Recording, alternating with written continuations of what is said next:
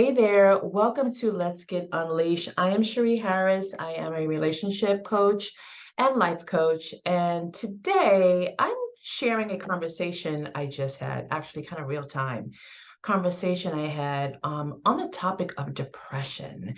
And kind of in between episodes, but I thought it was important because I know that we are just coming out of Mental Health Month. May was Mental Health Month. But this was so important because I was really honored to be able to be used as a vehicle to help someone else. And I can only be used because I had suffered myself for many, many years. And I am actually what I call myself a suicide survivor. So I can relate to a lot of things that regular people, well, let me not say regular because I am a regular person, but that the average person who doesn't necessarily deal with depression or has any experience with depression, can relate to depression, might not be able to connect with. So let me just tell you what happened. So I have a really close friend of mine who has a niece who is suffering from depression, so much so that she had checked herself into the hospital for observation. I'm so proud of her for doing that.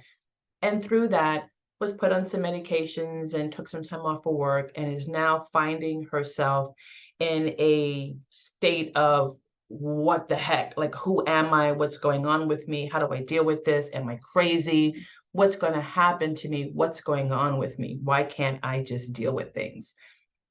What she asked her aunt was, "Hey, this is all new to me. I want to get better. I'm committed to getting better. Do you know anyone that has gone through this that I could talk to?" Her aunt, really good friend of mine, thought of me. She had been through it with me when I was at my lowest and reached out to me and said, "Hey, would you be interested in talking to my niece? This is what's going on with her. And if you don't, I get it." But I didn't share much, but I thought that you could really relate to her. I jumped on it. Absolutely. What I have learned, especially in the last, I would have to say, 10 years or so, that people have been finding their way to me. They have been attracting, gravitating to me.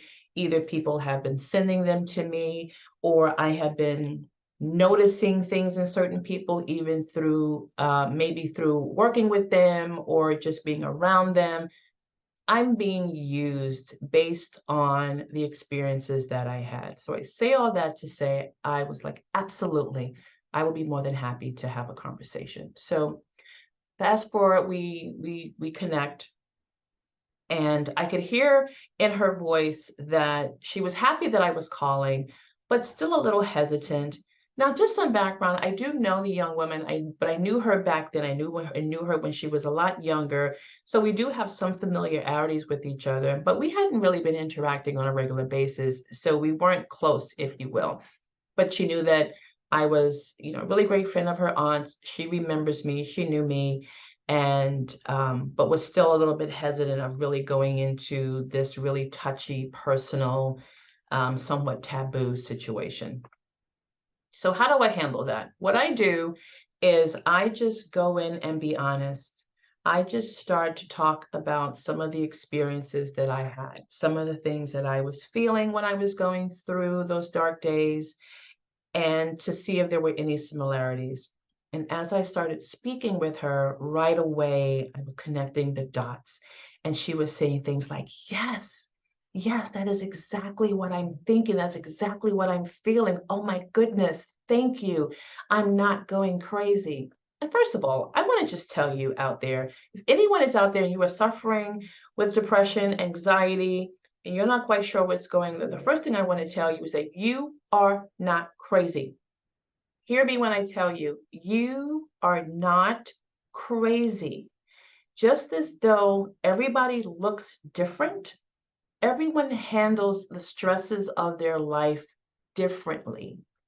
I would have loved to have been one of those people who was able to not have my emotions impacted when things hit me really hard, not to get depressed, not to be sad, not to take things personally, not to be anxious, not to feel paranoid, not to feel all of those things. But unfortunately, tough stress, I process it that way. I would have loved to have been someone, it's like water off my back. You know, those people, things happen, like, whatever, I'm going to be good regardless. I'm going to be a victor. You know, there's nothing that can stop me. I always wanted to just be that person out of the gate. And unfortunately, I had to learn how to do that. It wasn't something that I was born with, but I'm happy to say that I was able to learn those things. I can practice and put those things into practice, and I can force myself to think that way. But it is something that I have to work on and I have to manage. And for anyone who is out there who is suffering with dealing with the stresses of their life a particular way, or maybe a way that culture might look, society rather, might look down on, I'm here to tell you that with the right with the right tools for you and plan for you. You got to make yourself a project. With the right project plan for yourself, you can handle anything once you learn how to do it. So that's my little disclaimer on not being crazy. Okay, let's just forget about that. You are not crazy. So as we going back to talking to the young woman, as we were talking, she started to ask me things like, well, how do you deal with not really wanting to talk to people? There are days that she relayed that she just wanted to stay in the house and not even turn the lights on. There were days that, maybe she didn't shower or brush her teeth. And on the really bad days, maybe, she's self-medicating. And I understand all of those things. And I pretty much told her, like, there is nothing that you can tell me that I will not understand, because if there were 10 things to do under the umbrella of depression, I'm pretty sure I've done at least 8 of them. Okay. During my time, I suffered for many, many years until I learned how to get through it. So when I told her that, she was really opening up. And I said to her, I said, I understand how it is to just not want to get out of bed and not move, not wanting to even hear the sound of your own voice. When I was really going through my dark days, um, I realize now that depression is like a warm, familiar blanket. It is that thing that emotionally, when you suffer, you go to because it's so familiar. Unfortunately, it's one of the easiest things that you can do. Fighting it is hard, but when you suffer, it is so easy to just sink. Yeah. For those of you who are out there, can I hear an amen? Are you feeling me right now? I'm speaking real truth right here. I get it. And I said to her, I said, we have to fight against depression. We have to fight it as if it's somebody in the street that stole money from us. We have to fight for our lives. We have to speak to it and tell it that no, it cannot have us, that the things that it is saying to us, all the negative talk that it is surrounding us with, is that it's a liar. Now, I am a woman who has really embraced her faith. It took me some years, but I embraced my faith. I follow the Bible. I study. I walk with Christ. And so I really had to learn how to lean on God to fight the enemy, which was was attacking me. It took a long time for me to do that, though. It took a long time for me to be able to surrender. And that's what you have to do, is surrender and say, listen, I don't want to do this anymore. I mean, when I didn't want to be here, it's like, why am I still here? I don't want to deal with this pain. I don't want to feel this pain anymore. I realize now that there was a purpose for my life. There is a purpose for my life. And some of that purpose is this moment that I'm having right here and right now, is being able to share how I went through the tunnel of depression and I'm on the other side of it in the sunlight. It is for me to being able to have the conversation with this young woman that I'm talking about today.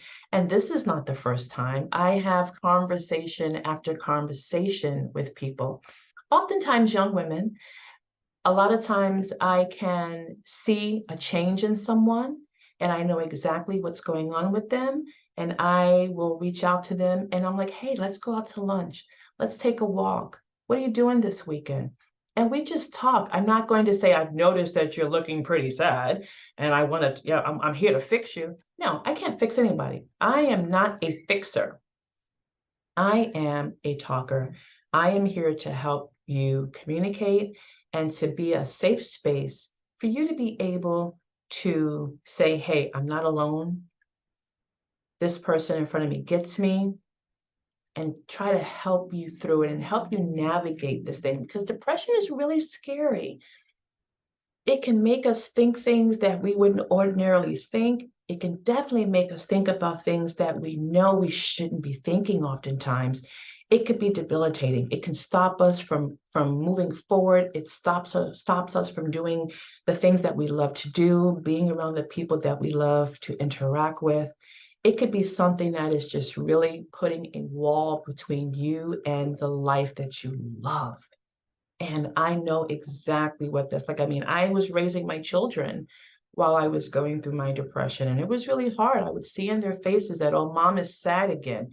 You know, how sad is that for a young child to be like, mom is sad again, and not really knowing what to do, but they know that they want their mom, and mom is locked up in a closet somewhere.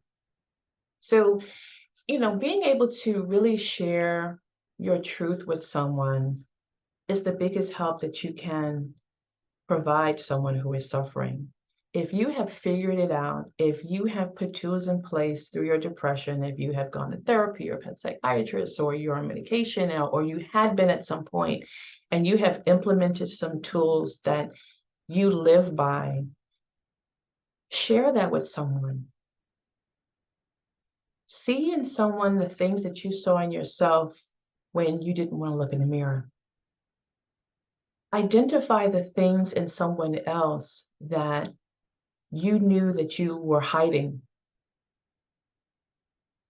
Because when you experience it and you've had it, you can see it in other people.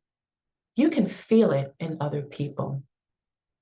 I will never forget, I was working with this young woman and when I lived in Georgia, and beautiful, beautiful Nigerian woman. And she would dress really sassy and wear the cutest outfits and always had, her makeup done and was very engaging in the office. And as soon as you would walk in, she's like, hey, honey, good morning, what's going on? And people would take breaks from their day and come out to the receptionist desk and just interact with her just to have a quick little powwow. And she was just amazing. She was great at what she did. She kept the office in line, and she was just a fantastic person. I adored her. I adored this young woman. And then some months would pass by, and I started to notice some shifts in her. I started to notice her not really putting as much effort into her appearance as she once did. Now, we all have our days. We all have days where we don't want to dress up, what have you, but this was different. This was going on for too long of a stretch. She wasn't doing her hair. She was wearing hats. She definitely wasn't wearing makeup. She wasn't putting her contacts in. She was wearing her glasses, and she just wasn't engaging. She didn't appear to be happy. There was some things around the office that had started to suffer because she wasn't on top of her game. She just was different. And I noticed the trait. I understood what I thought at the time before having actual confirmation, what could potentially be going on with her. And we were friendly, like I said, friendly in the office, significantly younger than me, but friendly in the office. And I felt really comfortable in asking her out to lunch one day. I says, hey, what are you doing for lunch? Let's go grab some lunch. I'm not making it a big deal. I'm not making it a thing. I'm not making her feel like I want to take her out to talk to her, fix her, doctor her, none of those things. Just two coworkers, two women. Let's go and have lunch. Now, of course, in my mind, I had an agenda. I was really interested into seeing if what I was feeling was correct, but I wasn't going to attack her. I wasn't going to jump on her. I literally just wanted to have lunch with her. And if it came out, it came out. And if it didn't, it didn't. So we drive and we go and have lunch. And we're just talking, talking about, regular small talk, regular things. And she was still holding her head down somewhat and just not really engaging. And then she looked at me, and I was able to really see in her eyes that something was going on. I recognized that. I recognized her really trying her best to put on a face to get through this lunch with me. And I said, you know what? I'm going to make this easy for her. And I just looked at her really carefully and really softly, and I just said, how you doing? How you really doing? And she looked at me, didn't quite know how to respond to me, and she kind of put her head down and she's like, I'm okay, I'm okay. And I said, listen, I said, I probably understand more than you think. I said, I know what it is not to want to show up for things. I know exactly what it is to try to find the right face to put on for work. And I said, listen, you don't have to talk to me, that's fine, but I care about you. And I've just seen some things that I once saw in myself in you. And I'm just here to tell you that if you ever want to talk, if you ever need to talk to anybody, you can talk to me. But I really just want to go out to lunch and let you know that so that nobody would overhear us. And it's really up to you to do whatever you like with that. But I just want you to know that I see you and I notice you. And I would understand a lot more than you would think. And I left it at that. When I said that to her, and I'm coming from a true place, I mean, I'm not making this up. And I could, her shoulders kind of sunk into her body a little bit. And she looked up at me and she said, thank you. And she says, I feel like nobody sees me. And I didn't realize that you were paying attention. And I says, yeah, of course. I like you. I care about you. And if I can just lend an ear, I will. And I stayed there. I didn't go sad. I didn't go, pitiful. I stayed normal. I just made it comfortable for her. And I was absolutely right. She was actually in a darker place um than she was putting on. And I'm really glad that I was able to discern and jump in. And we talked about a lot of things and things that she was contemplating. And I was able to extend my phone number to her, and we talked a couple of nights. And I'm really happy to say that she got through it. She did what she needed to do. She went and got therapy. And I'm not sure if she got any medication or not. I can't really remember, but I do remember her jumping back, and I remember her thanking me for just taking her out to lunch that day. And that's what I want to share in terms of a message. People ask me, well, how can I help someone, Cherie? I'm not a doctor. Look, Cherie is not a doctor. I am not a doctor. I am not a psychiatrist. None of those things. I'm only basing on the experiences that I had and what I wished I had when I was suffering. One of the biggest issues I had was that people who loved me, people who cared for me, had no idea how to talk to me. They had no idea how to help me. Not faulting them. I still love them. But it was really hard because I didn't want to talk, and all they wanted me to do was to be happy. They didn't want to hear me sad. Every time I call, you sound down because I was down. I mean, it was what it was. But people become uncomfortable. People don't know what to say, and to make their life easier, if you could just be happy when they call, they don't have to worry about it. They don't have to get off the phone worried about what you're going to do or how you're sounding. They don't have to have fear for you. And I'm sorry, but when I was going through what I was going through, it wasn't for me to make you feel better, but I tried. And it gets to a point where you can't. And so for all the people and all the young women and things that I talk about, I tell them that it's okay to feel how you feel, but you need to understand that you need to talk about things and you have to find the right people to talk to. And that might not be someone in your family. They just might not be able to communicate with you or even listen to you for that matter. People who handle stresses the way that society says you should handle them, water off your back, and if you're a man, be your man and blah, blah, blah, or just get over it. It's not going to be able to really communicate with you with someone who just doesn't have those tendencies. I'm not saying to speak to someone who is going to continue to feed you the pity cake from a pity party either. I'm not saying that. But what I'm saying is you need to find someone who can listen to you, who can speak some truth into you, and can help guide you into getting the help that you need, encouraging you to just do something different. That if you stay where you are, you're not going to progress. And depending on where you are, go down a deeper rabbit hole. You want someone who's going to say, I see you, I hear you, I understand what's going on. Or maybe if you don't understand, acknowledge the fact that the person that you care about is going through what they're going through. Don't try to fix them with how you would deal with something, and just say, you know what, I see that you're struggling, you're having a hard time with this. Maybe, I suggest you going to therapy, or let's talk to someone, maybe talk to a pastor, maybe talk to someone that you respect in your community, but you need to talk to someone because I'm concerned for you. That's absolutely fine to do. So going back to the young lady that my friend asked me to talk to, I'm sharing all these stories with her. I'm really starting to bridge a gap. I'm really starting to build rapport with her. And now we're communicating. I mean, she's just asking me questions and going in and just saying, what do I do? What do I do with myself when I'm stuck in the house? How do I get out of the house? And so one of the things I asked her was, what does she like to do? What is her favorite thing to do for recreation? And she said to me that she loves to work out. I'm like, okay, great.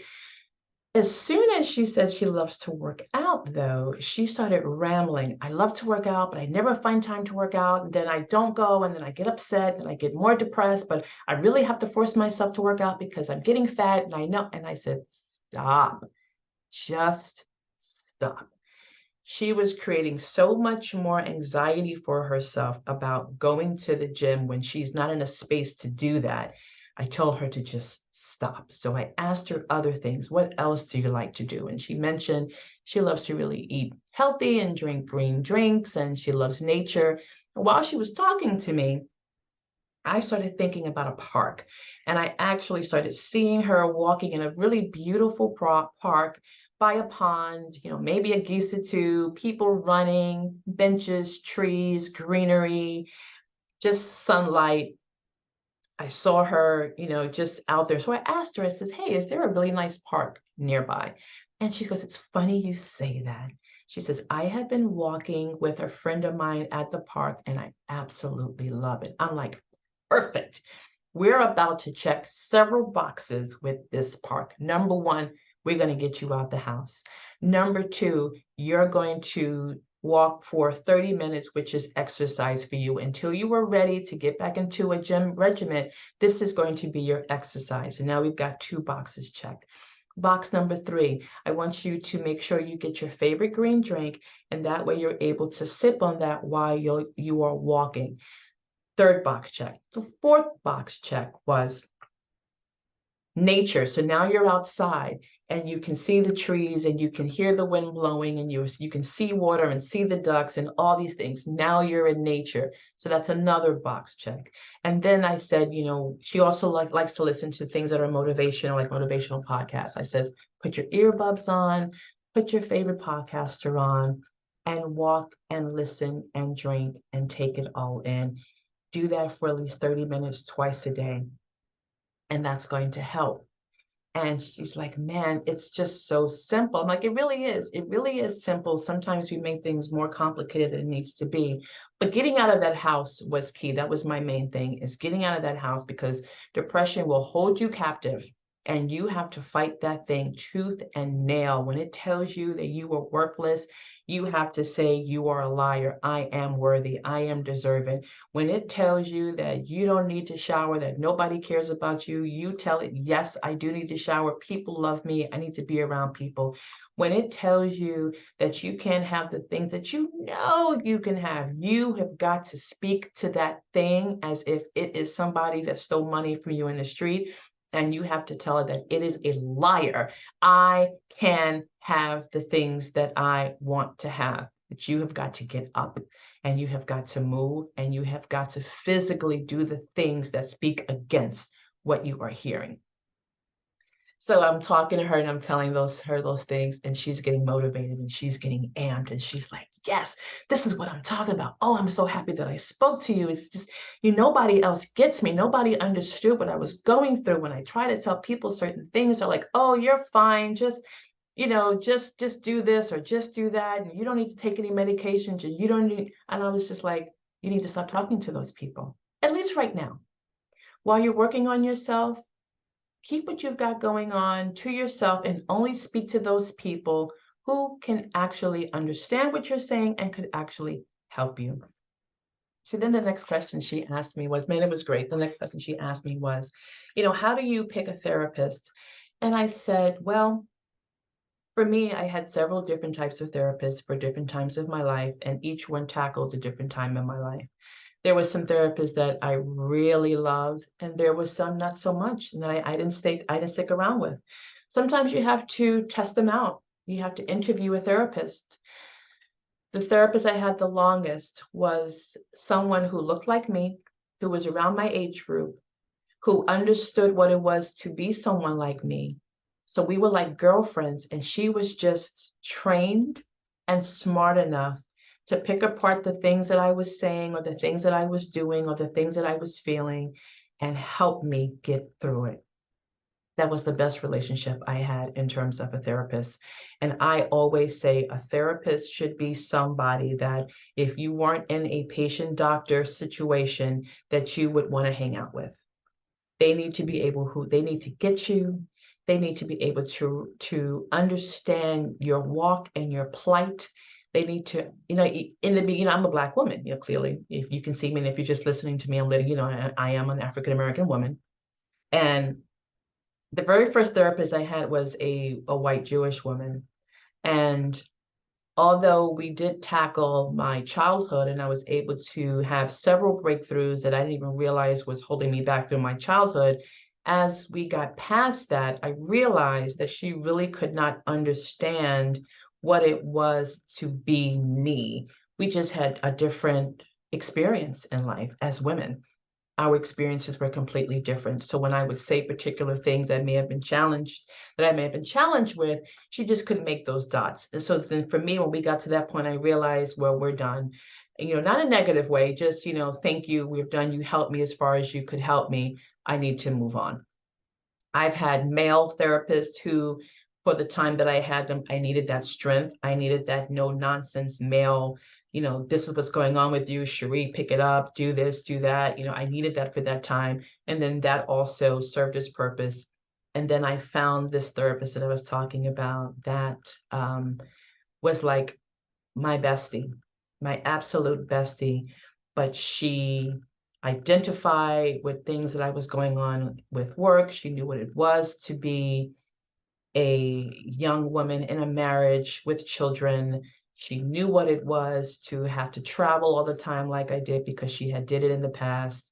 She knew what it was to have certain family obligations, and she also understood some of the things that desires and wants and dreams that I had. And also, she was playful, and she was playful like I was playful. So I was able to share with her some of the things that I would do, and we would giggle, and she's like, "Oh my goodness, I'm living vicariously through you." And it was a lot of fun. But then she was also able to put that all together, depending on what I was talking about during that time, and help me figure out some really tough things. And that was the best for me. I would look forward to seeing her. You should be looking forward to seeing the person who is helping you, and not hating it and not dreading it and not being scared to go. It should be an experience where that you're like, you know what, when something happens, you might want to write it down or record it or jot it down so that you don't forget, oh, I got to make sure I tell my therapist about this, right? That's just my thought.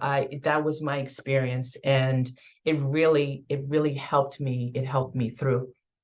So I was sharing that with the young woman, and we just talked about a number of things. It just became just very conversational. And, thank you so much. God, I could talk to you forever, she would say. And it was actually her. She asked me if I had a podcast, and I said I do. And it is because of her that I'm actually doing this episode, because she said to me, if you had a podcast and you spoke on this, I would listen to you all the time because you just get me. And so here I am. I hope this was helpful for some. I will be doing more of this from time to time. And, because my podcast is about relationships, relationships with yourself are just as important as relationships you have with others. And the last thing, I said it before, I'm going to say it again. If you are suffering with depression, there is nothing wrong with you. We just have to figure out what your triggers are and how to manage them and come up with a plan, a project you plan. Don't forget, a project you plan to help you manage it. But you can get through it. If I could get through it, you can get through it. So I hope this was helpful, and I will talk to you guys soon. And remember, never let anyone dim your light because they don't have that power. I'll talk to you soon. Bye.